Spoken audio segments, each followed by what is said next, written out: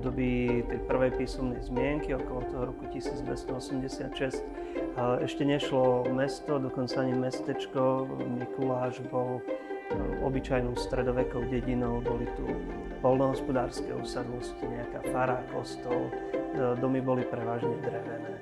Bol tu založený kostol svätého Mikuláša, ktorý vyrástol, dá sa povedať, na zelenej lúke. Slúžil pre niekoľko okolitých dedín, ako bola Vrbica, Ilanovo, Bobrovec. Pri kostole zakrátko vyrástla aj farská budova, kde žil ten farár a to boli prvý obyvateľ, ktorý tu žil, ktorý tu býval. A samozrejme pri fare vyrástli aj pravdepodobne dve sedliacké usadlosti so sedliackými rodinami, poddanskými rodinami, ktoré obhospodarovali okolité pozemky a pracovali, dá sa povedať, ako keby pre toho farára.